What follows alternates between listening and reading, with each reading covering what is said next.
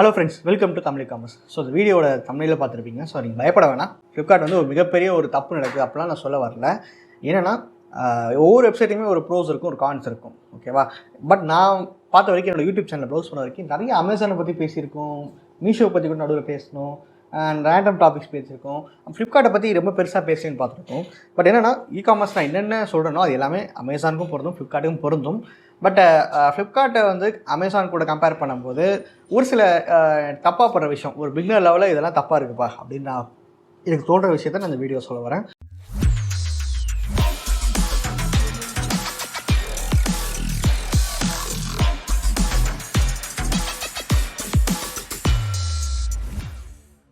First விஷயம், இப்போ Amazon எடுத்துக்கிட்டிங்கன்னா ஜிஎஸ்டி மட்டும் இருந்தாலே போதும், நீங்கள் செல் பண்ணலாம். பட் ஃப்ளிப்கார்ட்டில் வந்து 90% ஆஃப் த கேட்டகரிஸ்க்கு நீங்கள் ட்ரேட்மார்க் வச்சுருக்கணும். அப்படி இல்லைன்னா இன்வாய்ஸ் பில் வச்சுருக்கணும். இன்வாய்ஸ் பில் இருந்தால் கூட என்றைக்கு இருந்தாலும் அது ஆபத்து தான். ஃபார் எக்ஸாம்பிள், நான் இப்போ வந்து ஏதோ ஒரு பிராண்டட் கம்பெனி ப்ராடக்ட் செல் பண்ணுறேன்னா இன்வாய்ஸ் பில் வச்சு செல் பண்ணாலும் அந்த பிராண்டட் ஓனர்ஸ் வந்து அப்ஜெக்ட் பண்ணும்போது என்னால் செல் பண்ண முடியாது. இன்வாய்ஸ் பில் மட்டும் வந்தால் போதாதுன்ற நிலைமைக்கு தள்ளப்படுவேன். So trademark is more mandatory for Flipkart. 90% of கேட்டகரிஸ்க்கு ட்ரேட்மார்க் ரொம்ப அவசியம். ஸோ டாக்குமெண்டேஷன் அப்படின்ற பட்சத்தில் ஒரு பிகினர் லெவல்லே ட்ரேட்மார்க் கேட்கும்போது ரொம்ப கஷ்டமாக இருக்குது. இது அமேசானும் மீஷோ அந்த மாதிரி வெப்சைட் எடுத்துட்டிங்கன்னா கிடையவே கிடையாது. அதே மாதிரி ஃப்ளிப்கார்ட்டுக்கு வந்து கரண்ட் அக்கௌண்ட் கேட்குறாங்க. நேரத்தில் ஒரு சில பேர் சொல்லுங்கள், இல்லை சார் நான் வந்து கரண்ட் அக்கௌண்ட் எல்லாமே செல் பண்ணுறேன்.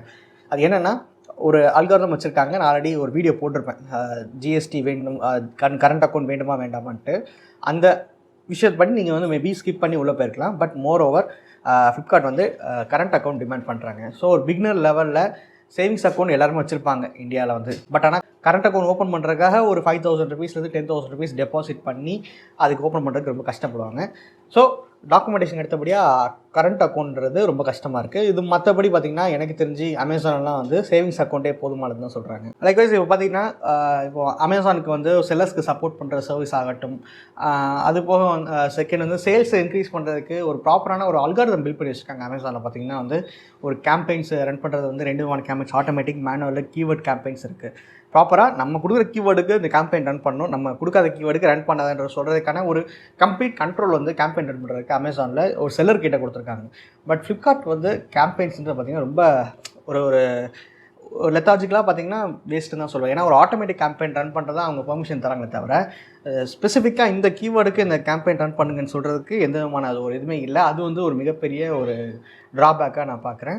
அடுத்தது நான் பார்த்த ஒரு மிகப்பெரிய ஒரு பிரச்சனை என்னென்னா, ஒரு சிட்டி பேஸில் நீங்கள் ஒரு செல்லர் ஆக்கினா இந்த பிரச்சனை கண்டிப்பாக நீங்கள் யாரும் ஃபேஸ் பண்ணிருக்க மாட்டீங்க. பட் ஓரளவுக்கு கொஞ்சம் இன்டீரியர் பிளேஸில் இருக்க எல்லாத்துக்குமே ஃபேஸ் பண்ணுற பிரச்சனை தான் pincode is not available for the pickup அப்படின்னு சொல்லிட்டு வரும். என்னென்னா அவங்களோட பிக்கப் டீம் வந்து லாஜிஸ்டிக்ஸ் டீம் வந்து உங்களுக்கு சப்போர்ட் பண்ண முடியலை அவங்க பின்கோடு அப்படின்னு சொல்லுவாங்க. இது வந்து ஒருத்தர் 2 பேர் நடந்தால் பரவாயில்ல. பட் மெஜாரிட்டியாக 30% ஆஃப் த செல்லர்ஸ்க்கு இந்த இஷ்யூ இருக்குது. அதுக்கப்புறம் வந்து 3DP third party logistics type பண்ணி அவங்களும் வரமாட்டாங்க. இப்போ அமேசானாக பார்த்திங்கன்னா மேக்ஸிமம் ATS, அதாவது அமேசான் டிரான்ஸ்போர்ட்டேஷன் டீம் வச்சு பிக்கப் பண்ணுறாங்க. இல்லாத பட்சத்தில் ஒரு தேர்ட் பார்ட்டி டீம் கூட உடனே டைப் பண்ணி ப்ராப்பரான ஒரு சப்போர்ட் தராங்க. பட் ஃப்ளிப்கார்ட்டில் அந்த மாதிரி ஒரு சர்வீஸ் இல்லை. அதனால் இன்னமும் வந்து கிராமப்புறங்களில் இருக்கிறவங்களும் சரி, ஓரளவுக்கு எனக்கு தெரிஞ்சு திருநெல்வேலியில் வண்ணார்பேட்டைன்றது ஒரு மிகப்பெரிய ஒரு ஓரளவுக்கு ஒரு டெவலப்பான ஒரு டவுன் தான். ஆனால் அங்கேயே கூட பிக்கப் இல்லைன்னு சொல்கிறாங்க. ஸோ அந்த மாதிரி ஒரு பிக்கப் இஷ்யூஸ் வந்து இன்னமும் இருக்கிறது, அதுவும் ஃப்ளிப்கார்ட் மாதிரி ஒரு வெப்சைட்டில் இருக்கிறது வந்து ஒரு மிகப்பெரிய ஒரு தப்பு. அது இன்னமும் வந்து அவங்க சால்வ் பண்ணாமல் இருக்காங்க. ஸோ இதெல்லாம் வந்து எனக்கு நடந்ததும் சரி, என்னோடய ஸ்டூடெண்ட்ஸ்க்கு நடந்தது தான் இந்த மாதிரி விஷயங்கள்லாம் ஷேர் பண்ணிகிட்டு இருக்கேன். ஸோ அதனால் வந்து ஃப்ளிப்கார்ட்டில் செல் பண்ணவே கூடாது சார் அப்படின்னு கேட்டிங்கன்னா சத்தியமாக இல்லவே இல்லை. நான் வந்து தொடர்ந்து நிறைய வெப்சைட் அவாய்ட் பண்ணிட்டே இருப்பேன். ஓகே, பேர் சொல்ல விரும்பல. என்னென்னா அமேசான், ஃப்ளிப்கார்ட்டு இந்த மாதிரி வெப்சைட்ஸ் பேமெண்ட் விஷயத்தில் ரொம்ப கரெக்டாக இருப்பாங்க. நீங்கள் ஒரு ப்ராடக்ட் செல் பண்ணுங்கள், அதுக்கான பேமெண்ட் கண்டிப்பாக உங்கள்கிட்ட கொடுத்துருவாங்க. பட் ஆனால் அதர் தென் வெப்சைட்ஸ்லாம் இருக்குது. ஒரு சில வெப்சைட்ஸு ஸ்னாப்டீல்லே வச்சுக்கோங்களேன், ஓப்பனாக சொல்கிறேன், என்னோடய ஸ்டூடெண்ட்ஸ் நடந்தது தான் சொல்கிறேன். ஜனவரி மாதம் ஒரு ப்ராடக்ட் செல் பண்ணுறாங்கன்னா அது மார்ச் மாதம் வரைக்கும் சண்டை போட்டு வாங்க வேண்டியிருக்கு. பேமெண்ட்டை சண்டை போட்டு வாங்க வேண்டியிருக்கு. ஒழுங்கான ஒரு பேமெண்ட் சைக்கிள் இல்லைன்னா எப்படி ஒரு செல்லரால் திருப்பி ப்ராடக்ட் சோர்ஸ் பண்ணி இன்வென்ட்ரி ஃபில் பண்ணி செல் பண்ணி அவங்களோட லாபம் சம்பாதிக்க முடியும்? ஸோ இது வந்து ஒரு மிகப்பெரிய கஷ்டமாக இருந்துச்சு. பட் ஃப்ளிப்கார்ட்டில் அமேசானும் சரி அந்த மாதிரி ஒரு பிரச்சனையே கிடையாது. கரெக்டாக பேமெண்ட் வந்துடும். ரிட்டர்ன்ஸ் இருந்தாலும் ரிட்டர்ன்ஸ்க்கானதை மட்டும் மைனஸ் பண்ணிவிட்டு மீதி அமௌண்ட்டை வந்து கரெக்டாக அனுப்பிச்சிடுவாங்க. பட் இந்த மாதிரி ஒரு இது வந்து மற்ற வெப்சைட்டில் நான் பார்க்கல. மீஷோலையும் வந்து ஓரளவுக்கு கரெக்டாக இருக்காங்க பேமெண்ட் வைஸில். பட் ஆனால் நிறைய பக்ஸ் இருக்குது ரீசெண்ட் டைமில். பட் மீஷோ பற்றி இந்த வீடியோ பேச வேணான்னு பார்க்குறேன். ஸோ ஃப்ளிப்கார்ட் வந்து உண்மையாக ஒரு நல்ல வெப்சைட்டு தான். செல்லர்ஸ் ஃப்ரெண்ட்லியாக தான் இருக்காங்க, பேமெண்ட் விஷயத்தில் கரெக்டாக இருக்காங்க. அதே மாதிரி அமேசானுக்கு வந்து நிறைய நம்ம ஸ்ட்ராட்டஜிக்கலாக ஒரு சில விஷயங்கள் பண்ணுவோம். சேல்ஸ் வரதுக்கு கேம்பெயின் ரன் பண்ணுவோம், அப்புறம் எஸ்இஓ பேஸில் A+ கண்டென்ட் ரெடி பண்ணுவோம். பட் ஃப்ளிப்கார்ட் வந்து அப்படிலாம் இல்லை, ரேண்டமாக ஆர்டர்ஸ் வர ஆரம்பிச்சிடும்.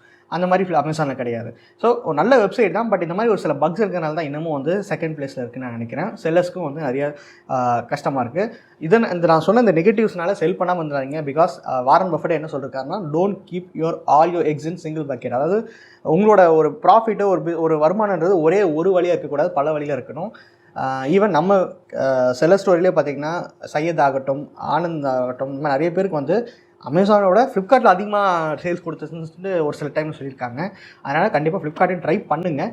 இந்த மாதிரி பக்ஸ் இருக்குது அப்படின்னு தெரிஞ்சுக்கிட்டே நீங்கள் உள்ளே இறங்குங்க. ஸோ இந்த வீடியோஸில் மேற்கொண்டு எதாவது பாயிண்ட்ஸ் ஆட் பண்ணுறீங்களா அப்படின்னு நினச்சிங்கன்னா கீழே கமெண்ட் பண்ணுங்கள். ஏதாவது தப்பாக சொல்லுங்கள், அதையும் கமெண்ட் பண்ணுங்கள். இந்த மாதிரி வீடியோஸ் உங்களுக்கு மறக்காமல் பார்க்கணும்னு நினச்சிங்கன்னா கீழே இருக்க சப்ஸ்கிரைப் பட்டன் பக்கத்தில் பெல் ஐக்கனை ப்ரெஸ் பண்ணிக்கோங்க. தேங்க்யூ.